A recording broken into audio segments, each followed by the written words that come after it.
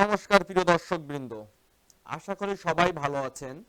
Astro Bangla ইনসাইটের আজকের এই বিশেষ পর্বে সবাইকে স্বাগতম জানাচ্ছি বন্ধুরা। তো বন্ধুরা, আজকের আমাদের আলোচনার বিষয় থাকছে তুলা রাশির জাতক জাতিকাদের আগামী সপ্তাহ জুড়ে কেমন যেতে চলেছে সে বিষয়ে একটি জ্যোতিষীয় পরামর্শ বা বিশ্লেষণ আপনাদের মাঝে তুলে ধরার চেষ্টা করব বন্ধুরা। তো বন্ধুরা, চলুন আমরা আমাদের মূল আলোচনায় চলে যাই। মূল আলোচনায় যাওয়ার আগে বলে রাখা ভালো বন্ধুরা, যদি আমার ভিডিওটি আপনাদের ভালো লেগে থাকে এবং ভিডিওটি দেখে যদি আপনাদের মনে কোনো প্রশ্ন জেগে থাকে বা আপনাদের রাশিফল চক্রের কোনো কিছু যদি জানতে ইচ্ছে থাকে, তাহলে আমাদের কমেন্ট বক্সে জানাতে ভুলবেন না বন্ধুরা। সেই সাথে সাথে চ্যানেলটিকে সাবস্ক্রাইব করে চ্যানেলের সাথে থাকবেন।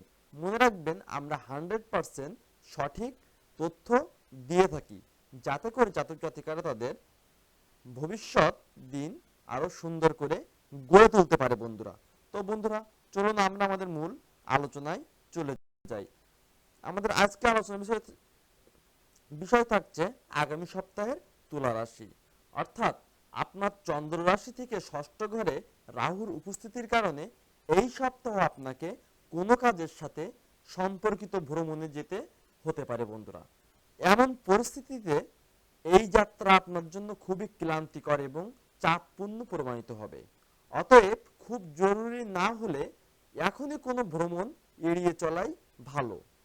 এই সপ্তাহ আপনার পিতামাতার সহায়তায় আপনি আগে যে কোনো আর্থিক সংকটের মুখোমুখি হয়েছিলেন তা থেকে বেরিয়ে আসতে সক্ষম হবেন, যার ফলে আপনি কেবল আপনার মানসিক চাপ থেকে মুক্তি পাবেন না, বরং আপনার অবস্থার উন্নতি হতে পারে বন্ধুরা। আপনার চন্দ্র রাশির দ্বাদশ ঘরে কেতুর উপস্থিতির কারণে এই সপ্তাহ অন্যদের উপর আপনার অতিরিক্ত বিশ্বাস আপনার মানসিক চাপ বৃদ্ধির প্রধান কারণ হয়ে উঠতে পারে। অতএব আপনার আর্থিক বিষয়গুলো এবং অর্থ সম্পর্কিত সমস্ত কিছু আপনার বন্ধু বা আত্মীয়দের সাথে ভাগ করে নেওয়া থেকে এড়িয়ে চলুন। অন্যথায় তারা আপনার কাছ থেকে ঋণ চেয়ে আপনার আর্থিক বাজেট নষ্ট করতে পারে। যদি আপনি অতীতে আপনার কর্মজীবনে কিছু হতাশার সম্মুখীন হয়ে থাকেন, তাহলে এই সপ্তাহ কিছু স্বাভাবিক হতে শুরু করবে এবং আপনার ব্যবসা ইতিবাচক দিকে এগোতে শুরু করবে। এর মাধ্যমে আপনি আপনার মানসিক চাপ থেকে মুক্তি পেতে সফল হবেন। ইঞ্জিনিয়ারিং, আইন এবং চিকিৎসা ক্ষেত্রে অধ্যয়নরত শিক্ষার্থীদের জন্য এই সময়টি স্বাভাবিকের চেয়েও ভালো বলে দেখা যাচ্ছে বন্ধুরা। এই সপ্তাহ আপনার কাছের কারোর মাধ্যমে, অর্থাৎ এই সপ্তাহে আপনার কাছের কারোর মাধ্যমে আপনি আপনার পছন্দের বিদেশি বিশ্ববিদ্যালয়ে ভর্তির সুসংবাদ পেতে পারেন। তবে এই সময়ে আপনাকে সর্বদা মনে রাখতে হবে যে কঠোর পরিশ্রম অসম্ভবকে সম্ভব করতে পারে বন্ধুরা। অতএব এটি বুঝতে পেরে আপনার প্রচেষ্টাকে সঠিক দিকে নিয়ে যাওয়ার চেষ্টা চালিয়ে যেতে হবে। মনে রাখবেন বন্ধুরা, আপনি পরিশ্রম যতটাই করবেন ততটাই সফল হবেন বন্ধুরা। এবার এই সার্বিক বিশ্লেষণ নিয়ে আমি আপনাদের মাঝে কিছু স্লাইড আকারে আমি কিছু ভূমিকা আপনাদের মাঝে আমি তুলে ধরার চেষ্টা করব বন্ধুরা। তো বন্ধুরা, প্রথমে আসি রাহুর প্রভাব কি দেখা যাচ্ছে।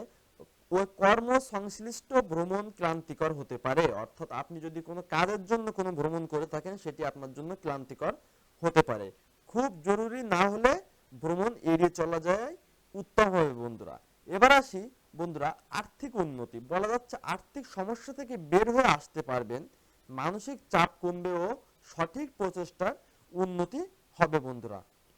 এবার আসি অতিরিক্ত বিশ্বাস থেকে সতর্ক থাকুন, অর্থাৎ আপনি যদি কারোর প্রতি অতিরিক্ত বিশ্বাস করে থাকেন তা থেকে সতর্ক থাকাই উত্তম বলে বিবেচনা করা যাচ্ছে। অতিরিক্ত বিশ্বাস মানসিক চাপের কারণ হতে পারে। বন্ধু বা আত্মীয়দের সাথে আর্থিক বিষয় ভাগ করে নেওয়া থেকে এড়িয়ে চলুন বন্ধুরা। ঋণ চেয়ে আর্থিক বাজেট নষ্ট করবেন না, অর্থাৎ কেউ যদি আপনার কাছে ঋণ নেয় বা ঋণ চায়, তাকে আপনি ঋণ না দেওয়া থেকে বিরত থাকবেন। মনে রাখবেন, আপনি যদি এই সময়কালে কাউকে ঋণ প্রদান করে থাকেন তাহলে আপনার আর্থিক বাজেট কিছুটা সংকটের মুখে পড়বে বন্ধুরা। অতীত হতাশা কাটিয়ে ওঠা। বন্ধুরা বলে রাখা ভালো, কর্মজীবনে ইতিবাচক পরিবর্তন আসবে। উন্নতির পথে এগোবে, মানসিক চাপ কমবে। অর্থাৎ আপনি যদি অতীতে কোনো হতাশার ভিতর দিয়ে চলে আসেন, তাহলে এই সময়টা আপনার হতাশা কাটিয়ে ওঠার সব থেকে উত্তম সময় বলে বিবেচনা করা যাচ্ছে। শিক্ষার্থীদের জন্য শুভ সময়, এই সময়টা শিক্ষার্থীদের জন্য সব থেকে শুভ সময় বলে বিবেচনা করা যাচ্ছে। পছন্দের বিদেশি বিশ্ববিদ্যালয়ে ভর্তির সম্ভাবনা থাকছে। কঠোর পরিশ্রমের মাধ্যমে সফলতা সম্ভাবনা বৃদ্ধি পেতে চলেছে বন্ধুরা।